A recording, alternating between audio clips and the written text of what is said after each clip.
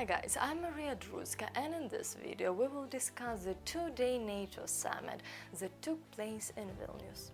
To put it briefly, Ukraine has received new weapons, a pilot training program for F-16s, and all new formation in the form of the Ukraine NATO Council, and what's more, the cancellation of the membership action plan for joining alliance. The results of the summit are good, but if there had been an invitation to NATO, that would have been perfect, stated the president of Ukraine. However, let's address the elephant in the room. Ukraine didn't get the much anticipated NATO membership invitation. Jens Stoltenberg in his address stated that Ukraine's admission would occur once all allies agree to that and certain conditions met. But what are those conditions, you ask? He could not explain to journalists exactly what conditions are. Here is where Jake Sullivan, the president of the United States National Security Advisor, steps in with a cold, hard truth. He was clear. Ukraine joining NATO at this point equates to the alliance getting entangled in a war with Russia, and there is an understanding that a NATO war with Russia makes no sense right now, he said. Of course, this decision was criticized by Volodymyr Zelensky. In the opinion of the president of Ukraine, this decision, or rather its absence, calling it a way to bargain Ukraine's NATO membership in negotiations with Russia. Now, the summit may not have been a great victory, but it was not exactly a failure. I believe the decisions were quite balanced, but of course for ordinary Ukrainians this summit brought some disappointments. Expectations were quite high. Ukrainians wanted big resounding decisions, but we must understand that we have received a push for development to integrate Warsaw into the Western Union and Western society.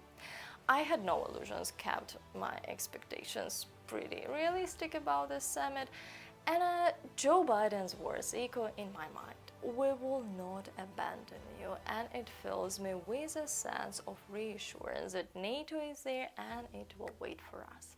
I'm glad that we will join this military political union as a mature and formed country which has proven its ability to defend itself not with words but actions. While some may argue that the summit did not deliver much, I beg to differ. NATO countries have agreed on a list of steps that should bring Ukraine closer to the alliance.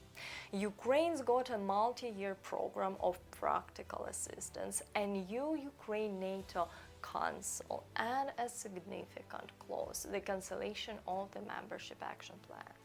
The Ukraine-NATO Council is a body that is set to operate instead of the Ukraine-NATO Commission, a consultative forum at the level of ministers and military leadership of alliance member countries and Ukraine, which has been operating since 1997 but was not convened often.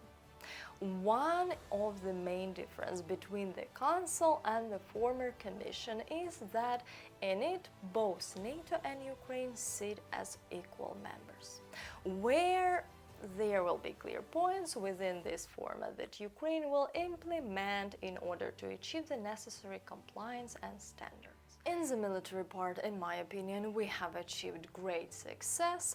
Regarding weaponry and equipment, we are gradually transitioning to NATO standards.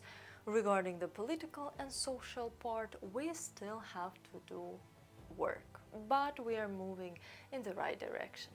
The G7 countries took a stand to announcing a joint declaration in support of Ukraine. This document is open for signing by any countries, and among the main components of security guarantees are the supply of weapons, support for the defense industry, cooperation in the field of intelligence and cybersecurity, aid to the Ukrainian economy and energy sector, support in holding Russia accountable, and others. Moreover, the document emphasized the reforms needed within Ukraine itself, ensuring proper judiciary, rule of law, corporate and public administration reforms, freedom of the media, and among others. The declaration also mentions that the next step will be bilateral security agreements between Ukraine and individual countries. At the summit, we saw several NATO members step forward with offers of the new military aid packages to Ukraine. But here is the thing, there are not hard and fast security guarantees, rather a declaration of intent. Nonetheless, in my opinion, even that is not important, not security guarantees. We must move towards receiving a direct official invitation to NATO membership. After all, this will be the main thing, the main security guarantee for Ukraine, and a guarantee that Russia will not attack Ukraine again. In a surprising turn of events, Putin's spokesman Dmitry Peskov labeled the Big Seven's intention to provide security guarantees to Ukraine as erroneous and dangerous, arguing it threatens Russia's security. I won't dwell on these absurd topics. Ukraine can definitely answer Peskov about encroaching on security and territorial integrity, but it is clear that the Kremlin voiced the same instructions. Still, it's a narrative that, while absurd to the civilized world, sadly finds takers in the domestic Russian market. Lastly, NATO member countries also condemned the rapprochement between China and Russia. They called upon China as a permanent UN Security Council member to condemn Russia's aggressive war against Ukraine. Then they also emphasized that they support the territorial integrity and sovereignty of Bosnia and Herzegovina, Georgia, and the Republic of Moldova, and pledged to continue NATO operations in Kosovo.